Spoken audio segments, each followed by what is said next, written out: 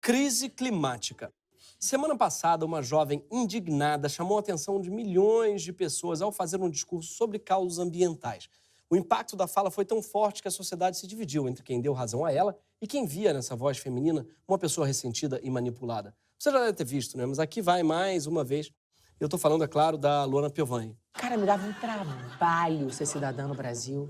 Eu queria postar a foto dos meus filhos, eu tinha que postar o negócio da Amazônia, eu tinha que postar os golfinhos, era o Tubarão, era o Leonardo DiCaprio, era o 342, era a Paula Lavigne dentro do nosso grupo falando não sei o quê. Daí tem que ir pra Brasília, daí não sei o que mais. E daí vamos não sei o quê do gay, vamos na manifestação a favor do GLS, o VXZ e não sei o quê. Eu falo, meu Deus do céu, mas dá muito trabalho. Meu Deus do céu! Não tô conseguindo postar eu bonita de biquíni. Gente, dá muito trabalho mesmo, gente. A foto de biquíni tem que tirar todo o real, se aumentar toda a sombra, tirar a saturação do amarelo, botar o laranja sem luz. Um negócio babado, gente. Dá muito trabalho isso tudo. Aliás, pra quem ficou curioso, a gente foi pro Instagram da Luana porque ficou preocupado que ela tá sem tempo de postar foto de biquíni. Mas fica tranquilo que tá com muito tempo pra postar foto de biquíni, sim. Mais ou menos 70% das fotos dela hoje ainda são de biquíni. Inclusive, quando ela não posta uma foto dela de biquíni, ela posta foto só do biquíni mesmo.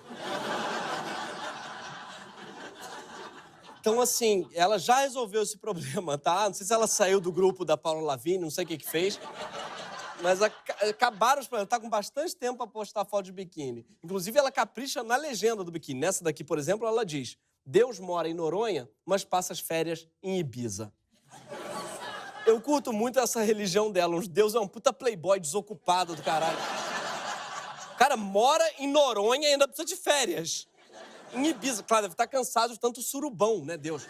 Assim, mas Ibiza também é um surubão. Ele tá cansado da suruba com as mesmas pessoas. Ele quer suruba... Será que isso não era melhor, então, tirar férias em Aparecida?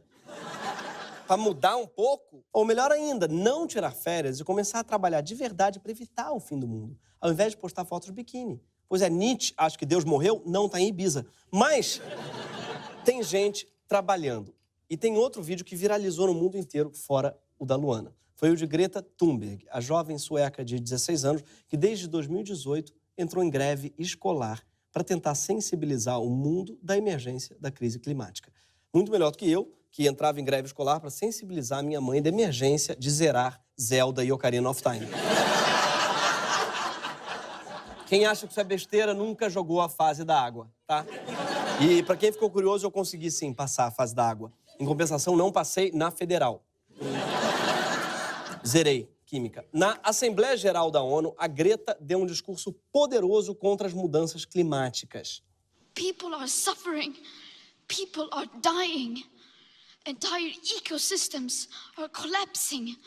We are in the beginning of a mass extinction, and all you can talk about is money and fairy tales of eternal economic growth. How dare you? Jovem, chateada e desiludida, Greta tem tudo o que precisa para ser redatora do Greg News. Esse vídeo causou incômodo em muita gente. Em Donald Trump, por exemplo, que tirou os Estados Unidos do Acordo de Paris e já tinha dito que a mudança climática era uma farsa inventada pelos chineses e agora ironizou o tom revoltado da Greta. Dá muito trabalho ser presidente dos Estados Unidos, gente. Dá muito trabalho! Não tem tempo de fazer bullying com uma menina de 16 anos no Twitter, mais. Mas não foi só Trump que se revoltou com a Greta. Aqui no Brasil, o deputado Eduardo Bolsonaro postou uma imagem falsa dela e também uma mentira dizendo que ela era patrocinada pelo filantropo Jorge Soros. Segundo ele, a Greta deve ser financiada pelo Soros porque, aspas, aparece frequentemente como uma jovem financiada por Soros. Disse Eduardo Bolsonaro, que aparece nessa foto com Queiroz, nessa outra com Forfã, né? E nessa outra com, pasmem, Flávio Bolsonaro. Aí tem coisa, hein? Mas a pior declaração de todas foi a do jornalista Gustavo Negreiros, da Rádio 96 FM de Natal, que foi demitido, inclusive, depois desse episódio. Ela tá precisando de quem? Sabe de quem? Ela tá precisando de um homem. Ou ela é uma adolescente de 16 anos, Gustavo. E você com 16 anos, você nunca tinha beijado, não? Mas não tem nada a ver. Precisa. Ela tá voltada, Gustavo. Presta atenção, Gustavo. E ela tá não tem a menor noção você falar que o problema de uma adolescente que tem uma causa em que ela tá envolvida. Se ela também não gosta de homem, que ela pega uma mulher. Se ela for lésbica, quem pega uma mulher, ela tá precisando de sexo. De sexo. Deus, ela é uma adolescente. Não, ela é uma sem histérica. Ela é uma histérica. Ela é uma mal amada. Se histeria é falta de homem, aproveita que você tá desempregado agora e vai pro Grindr, Gustavo. Se você é esse tipo de homem que acha que pinto resolve todos os problemas, arruma um pra você. Mas não foram só esses caras que criticaram a Greta. Na semana passada tinha um monte de gente que, em tese, reconhece a importância da crise climática, dizendo que ela era agressiva demais, a Greta. Augusto de Franco, por exemplo, disse que não gostou das expressões faciais da Greta. A gente foi ver as fotos dele, ele deve preferir essa expressão de quem tá segurando um peido. Ou essa cara de quem tem bafo e fala perto, sabe? Provavelmente segurou muito peido, aí soltou pela boca. Já o ex-candidato à presidência pelo Partido Verde, Eduardo Jorge, pediu à Greta mais compaixão e menos ressentimento. Eduardo Jorge queria que ela pedisse com mais educação. Por obséquio, senhores, será que os senhores podiam parar de fuder o único planeta habitável no universo? Vai ver, o Eduardo Jorge queria que a Greta seguisse a tática do próprio Eduardo Jorge. Quer virar piada em debate, cair no esquecimento, depois de acabar em 6º lugar nas eleições e ficar ressentido até com sua ex-parceira Marina Silva. Se esse não é um plano infalível para reverter o aquecimento global, eu não sei o que é. Aliás, a Marina Silva fala há 30 anos a mesma coisa que a Greta está falando. E a Marina fala de uma maneira muito calma, tipo, muito calma. E é exatamente o que criticam nela, né? Ah, a Marina não tem energia, fala fino, né? Parece que vai desmaiar. Então, se a mulher fala baixo, ninguém ouve. Se a mulher grita, ela é histérica. Vocês já consideram regular o aparelho de surdez? Porque claramente o problema não é a maneira como as mulheres estão falando, é o conteúdo. Você não quer ouvir que o mundo está acabando e você precisa fazer alguma coisa. Principalmente se quem está falando é uma mulher que era analfabeta até os 16 anos ou uma mulher que ainda tem 16 anos. Ou de qualquer mulher, mas é exatamente isso que está acontecendo. O mundo está acabando. Quer dizer, mentira, o mundo está continuando, gente. Quem periga acabar é a humanidade mesmo. Porque o planeta vai continuar existindo. A gente é que corre forte risco de desaparecer. Ao contrário do que diz a Luana Piovani, a discussão que importa não é sobre salvar os tubarões e as baleias. Fodam-se as baleias. Com todo respeito à orca, até porque ela não é baleia, ela é um golfinho que se finge baleia pra fazer merda. Se a gente vai falar ainda no programa, a gente vai dedicar só sobre isso, tá? Que muita gente está achando que a baleia não é, é o golfinho. No centro da crise climática está a discussão sobre seres humanos mesmo. E a crise é pior do que a gente pensava. A gente se iludiu, pensando que, com certeza, alguma tecnologia apareceria, a ciência acharia uma solução, ou até um milagre de Deus, a ciência se uniria a Deus para achar uma solução, né? Alguém conseguiria evitar um desastre completo. Por quê? Porque a gente viu muito filme de desastre e pensou, calma, gente, em algum momento vai aparecer o Bruce Willis. O Aerosmith vai tocar uma música, a Liv Tyler vai sair da água, alguma coisa vai acontecer, só que não, tá? Não vai acontecer. Os cientistas mesmo já dizem que o aumento acelerado do nível do mar já é irreversível. Deus vai ter que se mudar até de Fernando de Noronha, gente. Ibiza também não rola, que é ilha, e Deus vai ter que ir para Alto Paraíso, talvez.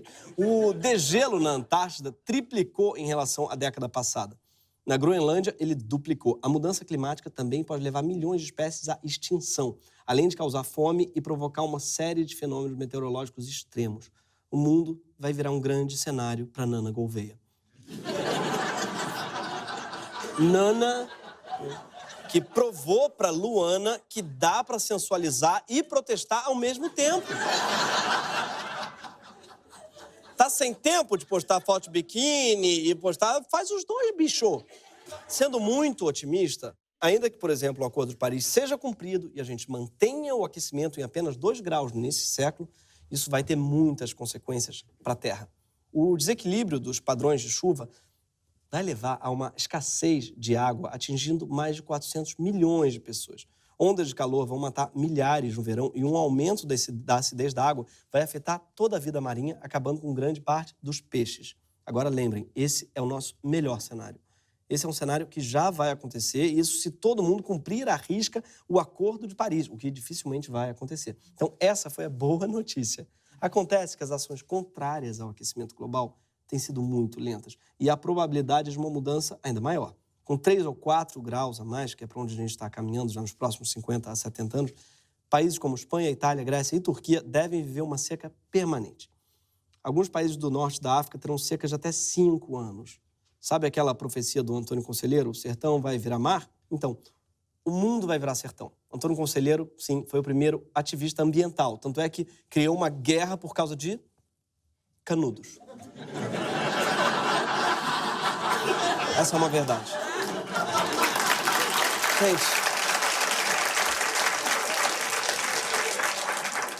o calor vai ser chato. Sim, mas o pior são os efeitos colaterais do calor, que incluem o aumento exponencial da fome e das queimadas, o fim das abelhas e a proliferação dos mosquitos, que são abelhas que, em vez de mel, te dão dengue. Sim, vão ter epidemias que a gente nem conhece, tá? Porque ainda vão se proliferar mais rápido e matar mais gente por causa dos mosquitos. E com isso, o futuro na Terra ficará cada dia mais parecido com episódios largados e pelados. Picadas de mosquito palha podem transmitir uma doença que causa febre, aumento do fígado e do baço e anemia. Sem uma fogueira, vai ser impossível dormir com esses mosquitos. Então, eu quero acender uma fogueira hoje. É a prioridade pra gente não ter mais que lidar com esses bichos. Chama pelados, mas você não vê um mamilo, né? Tinha que chamar dublados e borrados. Ou seja, o que a Greta Thunberg tá revoltada é com a possibilidade do fim da civilização. O que me parece um motivo bem justo para alguém se revoltar, né? Mas sabe o que é ainda mais preocupante? É que alguns países mais ao norte, mais ricos e desenvolvidos que o nosso, já estão preparando o terreno para que os desastres globais afetem principalmente os países aqui do sul. Os países mais pobres, como o Brasil. Sim, os mais pobres é que vão se ferrar, tipo Bacurau. Aliás, você já viu Bacurau? Quer ver como assim você não viu Bacurau? Você é um fascista? Fascista? Quer ver como as coisas estão se desenhando? Semanas antes da Assembleia Geral da ONU, aquela em que Bolsonaro fez a gente passar uma vergonha em escala global, falando dos Foro de São Paulo, médicos cubanos e ideologia de gênero para uma audiência que nunca tinha ouvido falar nessas coisas e não entendeu porra nenhuma. Provavelmente achou que ele estava tendo um surto psicótico. Que foro de, pelo amor de Deus? Que é esse cara? Que é ideologia? Ah! Enfim. Nessa mesma semana em que o mundo, não é, conhecer um pouco antes, na verdade, do mundo conhecer a mazela que o Brasil sofre hoje, que se chama Bolsonaro, aconteceu outra reunião de líderes internacionais que também discutiam o futuro da humanidade. Foi em Budapeste e chamava a Cúpula da Demografia. Só que esse encontro só discutia o futuro de uma humanidade específica, a branca e cristã ocidental. Reunindo lideranças conservadoras de países como Hungria, Polônia, Itália, Estados Unidos e Brasil, a Cúpula da Demografia estava preocupada com o encolhimento da população que eles chamam de tradicional, ou seja, a família cristã, que vai à igreja todo fim de semana, em que menino veste azul, menina rosa, e que aqui no Brasil é conhecida como cidadão de bem. Sendo que todo mundo sabe que esse bem do cidadão de bem tem o mesmo sentido de ilimitada em internet ilimitada. Ou de belo em cantor belo. Quem representou o Brasil nesse encontro foi a ministra Damares Alves, que fez um discurso tão lunático quanto o de Bolsonaro na ONU. Mas pelo menos era Damares e era no meio de outros lunáticos. Então ela foi até aplaudida. Ela revelou ao mundo uma grande novidade, que o Mogli é travesti. Não. Não foi isso. Ela revelou que o Brasil agora é um país família, de gente muito alegre, pacífica, e convidou os outros países a participarem desse grande chá de fralda. Eu não poderia deixar de aproveitar essa oportunidade para convidar todos os estados aqui representados para juntar-se a nós na formação de um grupo de países amigos da família. Um grupo de países amigos da família. É o conceito de WhatsApp de família elevado à enésima potência. Eu imagino muito o Brasil dando bom dia, grupo! Assina isso daqui, senão o Facebook vai ser pago, hein? O objetivo dessa cúpula foi reunir lideranças para discutir o encolhimento da população ocidental. É isso mesmo que você ouviu. Os representantes de países que estavam nesse encontro chegaram à conclusão de que não estão dispostos a abrir mão do que entendem como família tradicional, com seus valores cristãos, e que precisam procriar para não desaparecer. Sim, era um monte de gente querendo que branco transe mais. Gente, vocês queriam fazer branco transar? Leva pra Trancoso e faz um reality. Sabe quem tá fazendo branco transar? A MTV. É MTV que sabe que branco só transa se tiver 7 câmeras ou suíte master. Mas na falta de uma MTV, uma das ideias apresentadas foi controlar a mídia, para que ela só mostre famílias tradicionais, com papai, mamãe e filhinho. É basicamente uma conferência de gente que acha que a Elsa é lésbica.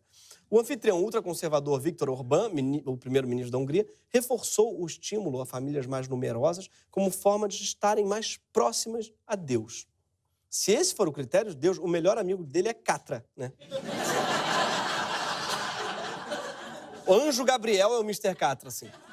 Para ele, a Hungria tem que ter uma política de procriação e não de imigração. E parece que o país já está mesmo empenhado em estimular a procriação. Em abril, aconteceu em Budapeste um encontro mundial de homens que querem aprender a fazer o quê? Pegar mulher. Sim, olha só, veja um teaser desse evento.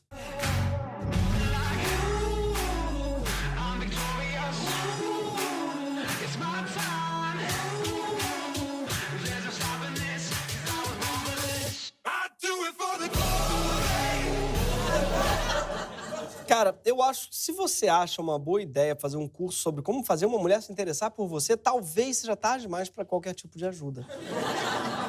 Mas se tem uma coisa que não vai te ajudar a comunicar com mulheres, é um homem berrando com você e te jogando pro alto.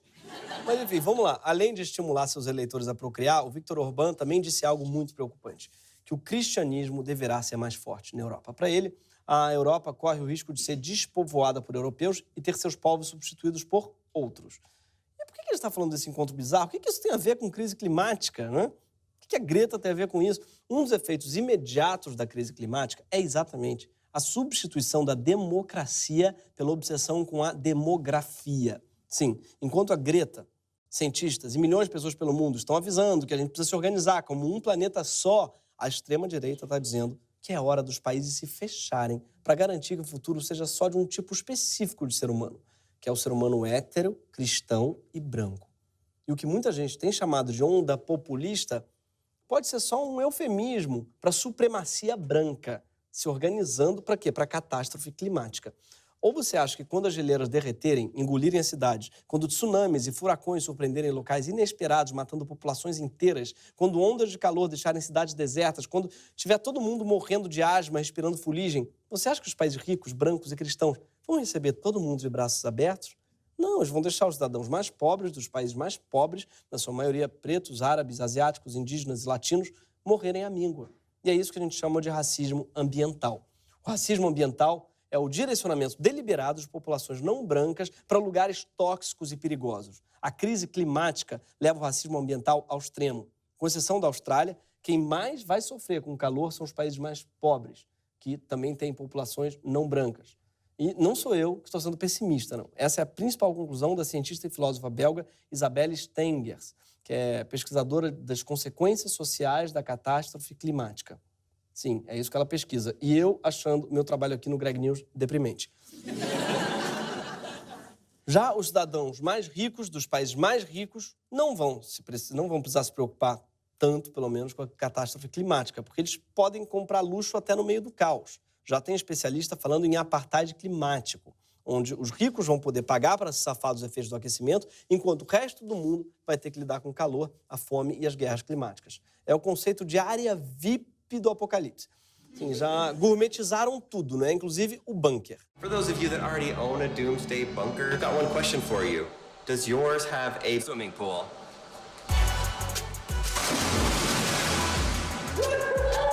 É o apocalipse gourmet.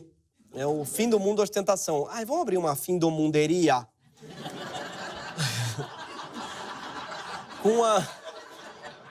Com a naturalização de discursos como o da cúpula da demografia, o mundo vai ficando anestesiado diante das práticas cada vez mais comuns de exclusão de não brancos. Um relatório dos Estados Unidos mostrou que as propagandas de supremacia branca aumentaram em quase 200% no ano passado.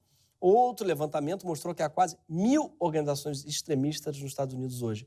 Foi há apenas 2 anos que supremacistas brancos saíram em marcha em Charlottesville para protestar contra antifascistas, dizendo: sou nazista, sim. Sim, só faltou dizer: e se eu tenho privilégios é porque eu mereci. O Brasil, gente, que nem branco é e muito menos rico, vai ajudando a afirmar esse discurso, que pode ser tudo menos cristão.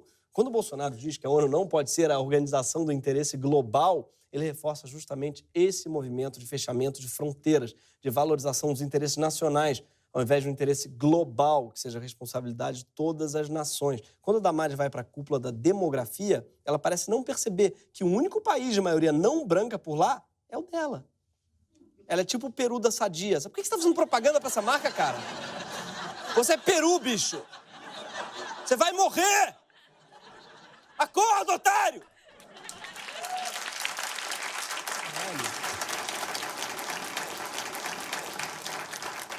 Em plena crise climática, incentivar que cada país cuide apenas do seu quadrado é de uma burrice sem tamanho para qualquer brasileiro e vai totalmente contra o nosso interesse nacional. Países em desenvolvimento como o Brasil devem arcar com cerca de 80% dos custos da crise climática, simplesmente por estarem nas áreas geográficas que naturalmente serão mais impactadas, como os trópicos e a região do Equador. Isso apesar do hemisfério sul não ter prejudicado tanto a atmosfera. Sim, o universo vai ser escroto assim com a gente. Deve ser karma ruim por causa da invenção da depilação cavada com cera quente. Eu acho que é por isso.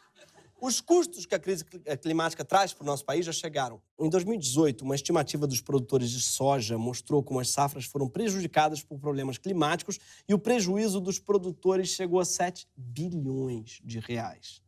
Para completar o cenário, os países ricos também estão muito mais avançados na criação de tecnologias que podem protegê-los das mudanças climáticas. Quando o mar subir, pode ter certeza que eles vão construir barreiras sensacionais para conter a água em Nova York. No Rio de Janeiro, Eduardo Paes não conseguiu fazer uma ciclovia que não cai. Imagina a barreira para a água da Odebrecht. Não vai rolar. Mas no Crivella tentando conter o mar. Imagina. Ia chamar o Moisés da Record para tentar abrir, né? Assim. Eu pensei no... Como é que... Nossa bandeira... Não, nosso mar jamais será vermelho. Desculpem. Enquanto isso, os países ricos eles estão investindo em geoengenharia, uma disciplina que desenvolve tecnologias para alterar os fenômenos naturais. O problema é que esse tipo de iniciativa pode equilibrar algumas partes da Terra, onde houver dinheiro investido para esse equilíbrio, e desequilibrar outras partes da Terra, adivinhem quais? Isso mesmo, as partes mais pobres, que não terão dinheiro para criar uma contra-tecnologia de proteção. Por exemplo, um país rico que está sofrendo com ondas de calor investe em tecnologias para aumentar o nível de chuvas na sua região. Isso pode aumentar as secas de um país pobre que não vai ter dinheiro para se proteger. As discussões sobre geoengenharia só envolvem os países ricos e excluem os países em desenvolvimento. Um artigo da prestigiada revista Nature já fez um apelo para que cientistas de países pobres assumam o debate sobre geoengenharia em suas regiões. Bom, com o corte das bolsas, a única coisa que os cientistas aqui vão assumir é o volante de um Uber.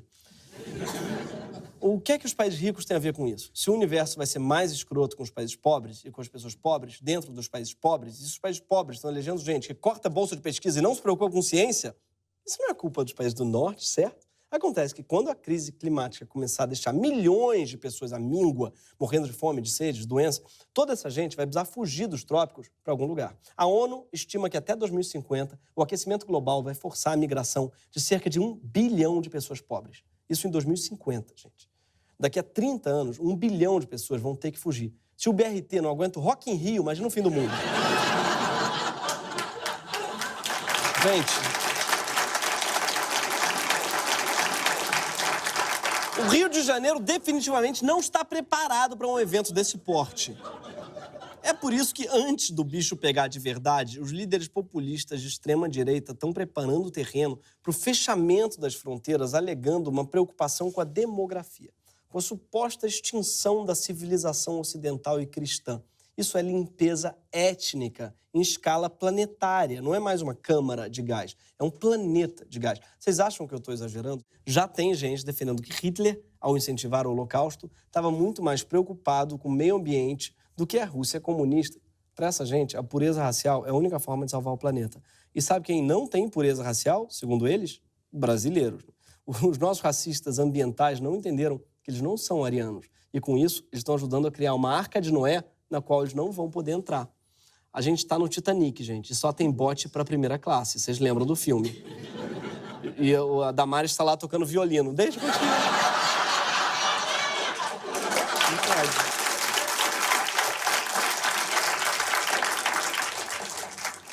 É por isso que, apesar da Greta ser sueca e branca, a luta contra a crise climática não é coisa de europeu ou de branco rico. E é perigoso você defender isso, porque as maiores vítimas da crise vão ser os mais pobres e os mais pretos. A aceleração da crise climática, essa sim, é que é coisa de rico de branco. Primeiro porque foram os mais ricos e mais brancos que causaram a crise, emitindo muito mais gases de efeito estufa do que as pessoas mais pobres. E principalmente porque a crise pode ser a forma mais rápida dos supremacistas brancos garantirem seu sonho mais antigo. Um mundo só para eles. Eu imagino que vocês devem estar com raiva de mim agora. Porque quando uma pessoa te lembra que está vindo um genocídio por aí, você fica com raiva da pessoa. Começar a criticar minhas expressões faciais, meu jeito. Só que, assim, a raiva da pessoa que está falando é o jeito mais fácil de resolver um problema. Porque o jeito real de resolver, o único jeito de resolver esse problema, dá muito trabalho, como diria a Luana. Dá muito trabalho ser cidadão no fim do mundo. Eu queria postar foto de maconha, mas tem que abrir as fronteiras, redefinir o conceito de democracia, tem que dar o prêmio Nobel pro Raoni, era Leonardo DiCaprio, aí tem que ir pra Nova York de veleiro, tem que postar Greta, parar de comer boi, parar de comer porco, aí tem esse negócio do vegano, da bicicleta, do canudo, tem que ir pra rua na sexta-feira, eu não sei o quê, e eu falo, meu Deus do céu, me dá muito trabalho! Eu não tenho tempo de postar foto bonita de biquíni! Esse foi o Greg News!